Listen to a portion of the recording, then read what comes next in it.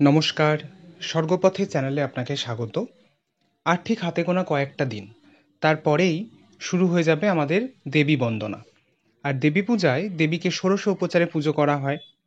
এই ষোড়শ উপচারের কিছু কিছু অংশ আজকে আমি আপনাদের সামনে তুলে ধরছি। ষোড়শ উপাচারের প্রথম উপাচারটি হলো রজত আসন। মানুষ বাড়িতে আসলে আমরা আসন পেতে দিই বসার জন্য। যেহেতু স্বয়ং দেবী আসবেন, তাই তার জন্য রূপার তৈরি আসন। আসন পাতার পর আমরা অতিথিকে বলি আসুন আসুন বসুন। তেমনি এখানে দেবীকে আবাহন করাকে বলা হয় স্বাগত। মনের ভাব যেহেতু দেখা যায় না, তাই দেবতার উদ্দেশ্যে স্বাগত মন্ত্রের কোনো উপাচার নেই। এরপর দেবীকে পাদ্য নিবেদন করবেন। পাদ্য অর্থাৎ পা ধোয়ার জল। দেবীর চরণ যুগল ধুইয়ে দেবেন। সেই জলটা কিভাবে প্রস্তুত করবেন? গঙ্গার জলের মধ্যে চন্দন, অগুরু, দূর্বা, পদ্ম, অপরাজিতা মিশিয়ে সেই জল দেবীর উদ্দেশ্যে নিবেদন করবেন। আগেকার দিনে লোকে জুতো পরতেন না, তাই কাদামাখা পা ঘাসের মধ্যে ঘষে পা ধুতেন। তাই প্রকৃতিস্বরূপ এই উপাচারে একটি ছোট ঘটে জল এবং একটি দূর্বা ঘাস দেওয়া হয়। তারপর দেবীকে নিবেদন করা হয় অর্ঘ্য। নিয়ম অনুযায়ী আমাদের মনের সব ভালোবাসাটাকে উজাড় করে দেবার কথা। আমাদের বাড়িতে অতিথি এলে আমরা তাকে প্রণাম করে তাকে বসতে দিই।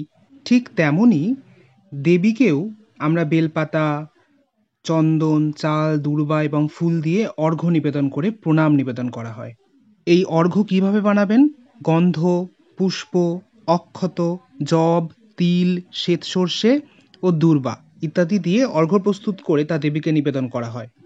এরপর দেবীকে নিবেদন করা হয় মুখ ধোবার জল অর্থাৎ আচমনীয়। সামান্য সুগন্ধি মেশানো হয় যাতে কুলকুচি করার সময় দেবতার বা দেবীর সুখ অনুভব হয়। এই আচমনীয় প্রস্তুত করার জন্য জলের মধ্যে কর্পূর, লবঙ্গ, কক্কল প্রভৃতি মিশিয়ে আচমনীয় প্রস্তুত করা হয়। এরপর দেবীকে নিবেদন করা হয় ওয়েলকাম ড্রিঙ্ক, যা মধুপর্ক নামে পরিচিত। ঘি, মধু, চিনি, সামান্য জলে তৈরি হয় মধুপর্ক। মধুপর্ক কিভাবে তৈরি করবেন? নারকেলের জল, শর্করা, অল্প ঘি এবং অধিক মাত্রায় মধু দিয়ে দেবী পুজোয় মধুপর্ক কাঁসার পাত্রে নিবেদন করতে হয়। মনে রাখবেন, শক্তি পুজোয় নারকেল জল মধুপর্কে আবশ্যক। এটি একটি ক্ষুধাবর্ধক পানীয়। আবার খাবার খেয়ে যেহেতু দেবতার বা দেবীর মুখ উচ্ছিষ্ট হয়েছে, তাই দেবীকে হাত ধোবার জল পুনরাচমনীয় নিবেদন করা হয়। এরপর দেবীকে নিবেদন করা হয় স্নানীয়।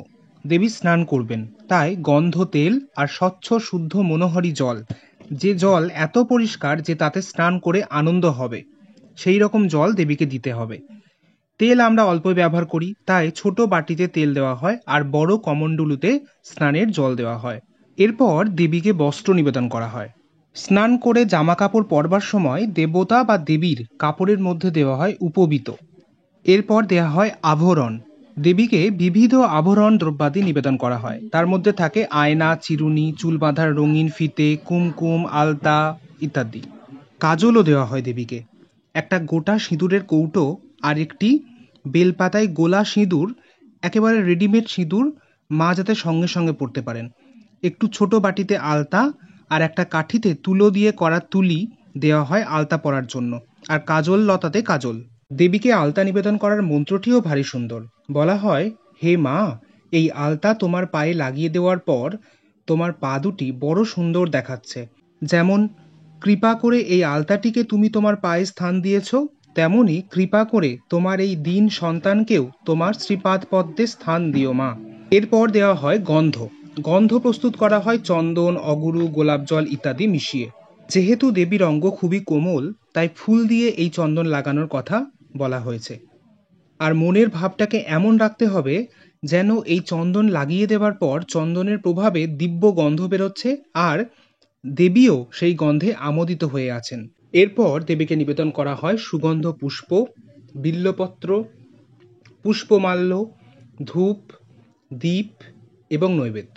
আর এরপর আবার পুনরায় দেবীকে পুনরাচমনীয় নিবেদন করা হয় আর সবশেষে তাম্বুল নিবেদন করা হয়। এই 16টি উপাচার নিবেদনের 16টি মন্ত্র আছে বা আলাদা আলাদা মন্ত্র আছে। সেই মন্ত্রগুলি নিয়ে একটা ভিডিও অলরেডি আমার চ্যানেলে আছে। যদি আপনারা ওই ভিডিওটি না দেখে থাকেন, তাহলে এই ভিডিওটির ডেসক্রিপশন বক্সে আমি ওই ভিডিওটির লিঙ্ক দিয়ে দেবো, আপনি চাইলে ওখান থেকে দেখে নিতে পারেন। আর এই ষোড়শ উপচারটিকে এত সহজভাবে বুঝিয়েছেন আমার এক দাদা রথীন চক্রবর্তী। ওই দাদাকে অসংখ্য ধন্যবাদ আমাকে বোঝানোর জন্য, তাই জন্য আমি আপনাদের সামনে তুলে ধরতে পারলাম। আর এতক্ষণ আপনারা ভিডিওতে দেখছেন, এটা আমাদেরই পূজা মণ্ডপে দেবীর আরতি, দেবীর পূজা ইত্যাদি বিভিন্ন অংশ। তো আমার আজকের ভিডিওটা এইটুকুই। ভিডিওটি আপনার কেমন লাগলো অবশ্যই জানাবেন। ভালো লাগলে প্লিজ লাইক, কমেন্ট এবং শেয়ার করবেন। আর আপনি যদি এই চ্যানেলের নতুন দর্শক হয়ে থাকেন তাহলে এখনই চ্যানেলটা সাবস্ক্রাইব করুন এবং পাশে থাকা বেল আইকনটি প্রেস করুন এই ধরনের আরও ভিডিও দেখার জন্য। ধন্যবাদ।